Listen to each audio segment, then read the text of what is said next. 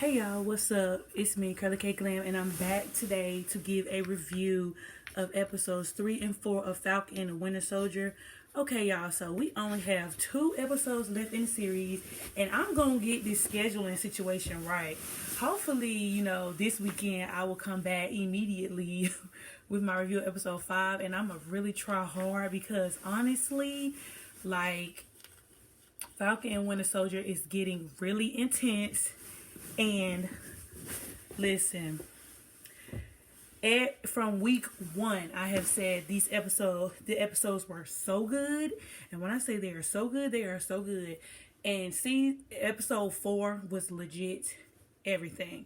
Okay, so we're going to start off with episode 3, where basically they have broken Zemo out of jail. They have traveled to get Zemo out of jail. Sam and Bucky have decided that mainly Bucky, because Sam had no idea.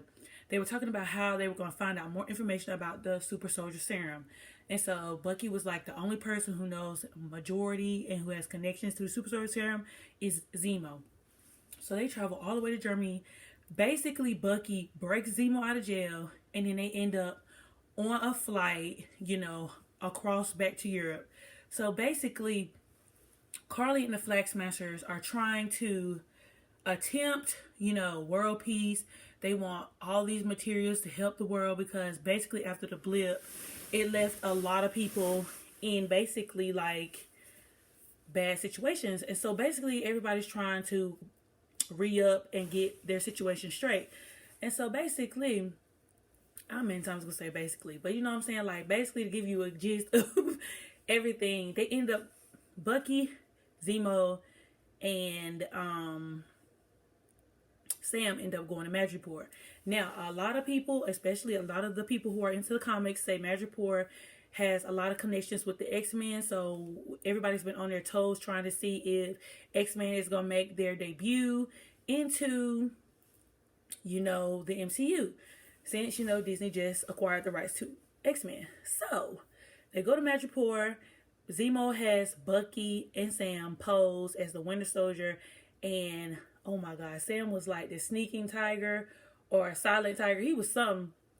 And so they go in the bar, they make a scene, and they meet up with this lady, Selby, and then Selby ends up, getting murdered. We don't know who murdered Selby, but basically there's a hit out for money for anybody who finds who murdered Selby. So now Bucky, Zemo, and Sam are all running the streets of Madripoor, and they run into Sharon Carter, which, sidebar, I'm glad that before episode 3 came out, I went back and watched Captain America First Avenger, Captain America The Winter Soldier, and Captain America Civil War, because before this series came out, I had no knowledge of the things that have taken part in Captain America. I only watched Civil War, and so I only had the knowledge of what happened in Civil War. And so now that I'm caught back up to speed with everything, I felt like, Captain America was boring. I never watched him in Iron Man's solo movies. So maybe, that was a great idea for me because, I'm caught up now. So basically, Sharon Carter was in Captain America. She made her interest in Captain America Winter Soldier, and she made an interest in Captain America Civil War. And basically, she's the niece to Peggy Carter, who Captain America was in love with in, the first Captain America movie. So, Sharon Carter is now living her life in Madripoor because after Civil War, she's been on the run. And so, Sam basically makes her a deal and was like, hey, if you can help us, we'll give you a pardon. So now that Selby has told Zemo and Sam and Bucky who the scientist is to, who is working on the Super Soldier Project, they find out Nagel is. And so they end up finding his lab and all these tractor trailers, whatever. And so basically it's all going down from there. Sharon is fighting everybody while Zemo, Bucky, and Sam are in there questioning Nagel. Zemo ends up killing Nagel, and then his whole thing ends up blowing up. So now they're running, they're escaping, they're leaving Madripoor, and now they're back on the plane. And if I'm not mistaken, they end up in Latvia, if I'm not mistaken. And basically, at the end of this episode, Bucky stops walking because he hears something, and he tells Zemo and Sam that he's going on a walk. He goes on a walk and he finds the Kamoya beads, and then he turns around and there you go. Ayo from the Dormer Lodge is there. So I'm amped because I think the Dormer Lodge deserves their own series. They need a movie. They need something because, like, just for the culture, like, Marvel needs to give us that situation because the Dormer Lodge, the way they fight, the way they carry themselves, is just giving like, like, I don't know the word for it, but anyway. So after I start fanning out, because I'm like, oh my God, the Wakandans are here. Is this about to be like a White Wolf intersection? Because if you go back to the episode 2, Sam makes, a reference to Bucky being in Wakanda and him being White Wolf. So I'm thinking, okay, here we go. So then episode 4, it starts off with Bucky in Wakanda, and Ayo is actually the one from the Dormer Lodge who helped, cleanse him of his brainwashing for being the Winter Soldier. And so it was a real touching opening scene, especially like Sebastian Stan acted his tail off. But after that, we go back, we go back to present day where they're basically trying to figure out where Carly is, where's the super soldier serum, because she has all the vials. They've killed the scientist now. He is no longer he cannot make any more. And so now they're trying to find Carly because they want to stop her. But I'm waiting to know when, or does Sam even know that basically Fate Cap is tracking him with the wed ring technology. So of course Fate Cap and Hoskins show up, and they were like, we're here to arrest him or whatever like that. And basically Captain America chains Zemo to some piece of equipment, and this is after Zemo has bribed the little girl to find out where Diamond Dolly's funeral is going to be. Also, he has talked to the little girl, got information, and basically led them to their part. After basically the funeral, Sam is trying to get, a one-on-one with Carly because he says he worked with trauma soldiers and everything, and so he thinks he can talk him down. So Hoskins ends up talking John Walker into letting Sam talk to Carly. But he gives Sam talking about you only have 10 minutes. And see, every episode, John Walker is making us despise him more because he's so trying to prove himself to be Captain America because he already knows he has a big mantle to live up to. But at this point, I'm just like, bro, can you just chill out and let them do what they're doing? They've been doing this longer than you. We understand that you're not trying to be Steve Rogers and everything, but just chill out for a second and let them work their magic, and then you can, fill in. So basically, John Walker gets tired and he busts in on Carly and Sam's talk. And Carly was really starting to open up to Sam because before that, Zemo had this whole conversation about supremacy and all this other stuff. So now it's all coming full circle. So after that, a fight breaks out. Carly is running, and Zemo, we don't know where Zemo is. He has escaped. So Zemo has this whole thing where he just randomly escapes. And so Zemo is somewhere in the building, and he finds Carly, and he shoots her. Here I am thinking, Zemo is finna kill sis because he don't want the super soldier serum out there, no way.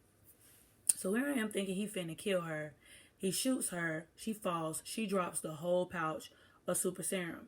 And before this scene, Carly had a conversation with another one of the Flag Smashers, and he revealed that, he grew up loving Captain America, and all this was so ironic because he ends up losing his life to Captain America. But all in all, it's just the fact that Zemo thought he destroyed all the super soldier serum vials.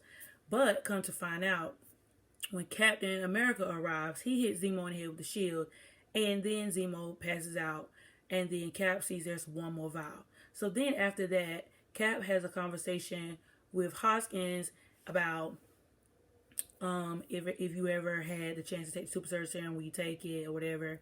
And then Hoskins was like, yeah. And then Walker was like, well, if I was to take the serum, how do you think it would make me be? And everybody already knows from the first Captain America movie that the super serum just enhances your characteristics. Whatever it is that you have, it enhances it. So we already can see that, of course, John Walker was pressed to take the super soldier serum. So now they get back to the room. Zemo asks Sam, if you ever had the chance to take the serum, would you take it? Sam immediately says no, with no hesitation. He's like, no. And he was like, oh, that's quick. And then as soon as he says that, Hoskins and Walker bust in on Bucky, Zemo, and Sam. And basically was like, we're here to take him in. They was like, we're not going nowhere. And then Sam was like, he's actually been more helpful than you have today because you messed up everything. And so while they're having this whole spat, the Dora Milaje show up because basically they said time is up. We're here to take Zemo. So now Walker and Hoskins, along with the Dora Milaje, are here to take Zemo. But then, of course, Walker trying to assert his dominance is like, oh, well, you can put those pointy sticks down. And immediately I was like, he's finna get his tail kicked. He is finna get his tail kicked. And not only did he get his tail kicked, but this was the best scene in the episode because I was here for him getting his butt whooped. So then he tells Ayo that the Dora Milaje don't have any jurisdiction. Well, if bro had done his research, he would have known that the Dora Milaje is one of the most powerful armies in the world. And they have the top of the line technology. So while he's in here trying to fling his shield, he touches Ayo, and you know the Wakandans don't play about being touched. She flips off, and the fight breaks out. A pure fight breaks out. And so Sam, Bucky, and Zemo are standing on the side watching Hoskins and Walker get their butt kicked. So Bucky was like, hey, John, how's it going? Like, he's just enjoying this because he doesn't like him. Bucky don't like him. So, of course, Sam was like, Bucky, I think we really need to intervene. So they end up intervening. All of them end up getting their butt whooped. And then Zemo slides out.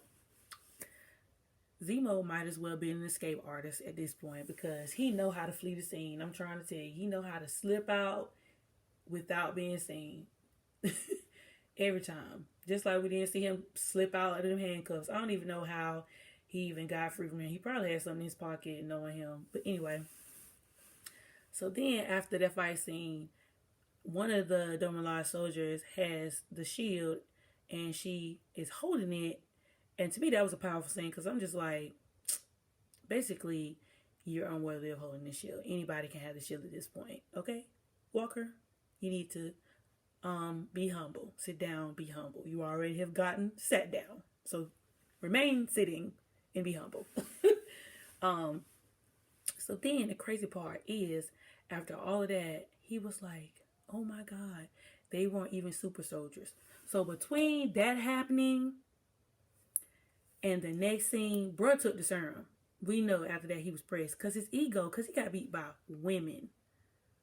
And shout out to the sisters because he got beat by a sister at that period. So after that, Carly makes a call and threatens Sam's sister.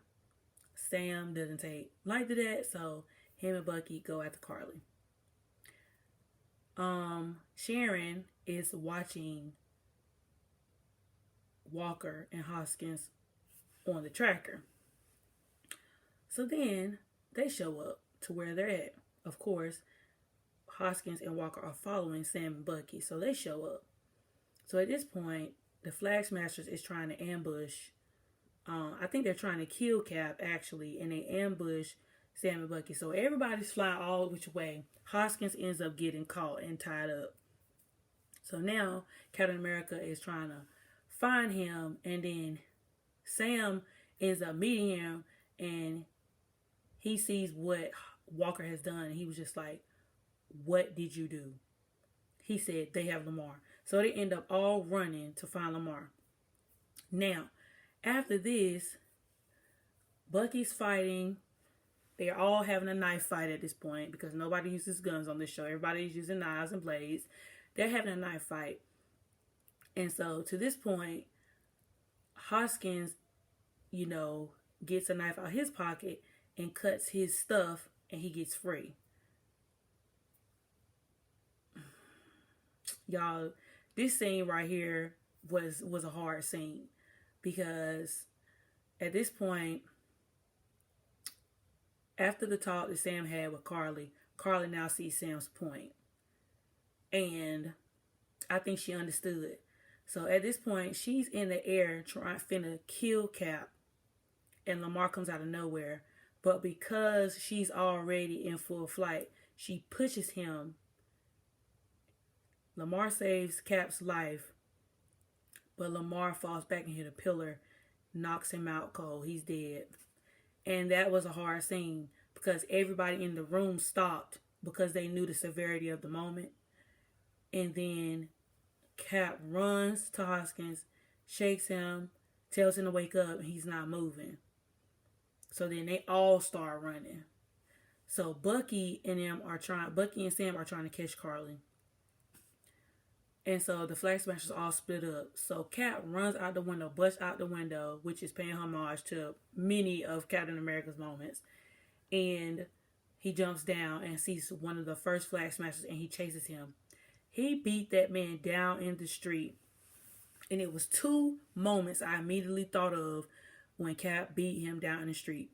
I don't know if you remember on one scene of Black Panther after Claw left the bar and they were all running through the streets of I think they were in Tokyo, and they were all running down the streets in the cars. They were having a car chase, and then Black Panther caught Claw. He was about to kill him, but then he had his claws out, and everybody was in the outside with their phones out.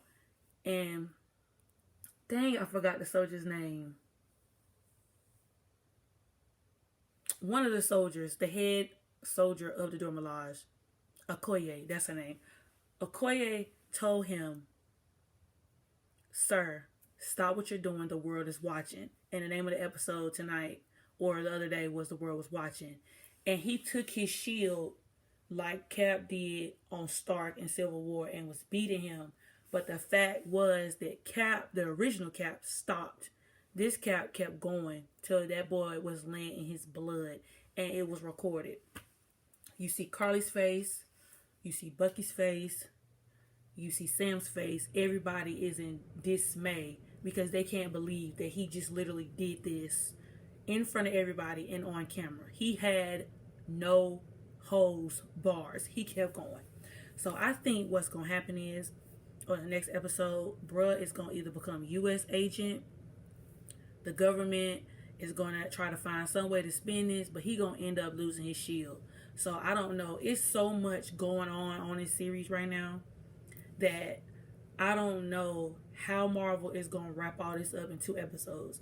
I know the next 2 episodes will probably be longer and they probably will have end scenes, but it's just the way this was all set up, y'all. Like, I honestly don't know what's going to happen. I've been watching all the Easter egg videos since Thursday night when this show dropped. I watched it Friday morning, and I've been watching Easter egg videos ever since then. I honestly don't know what direction Marvel is going in. I just know that I was on the edge of my seat watching, and I know for a fact I'm probably going to be on the edge of my seat this Friday because a lot has to take place.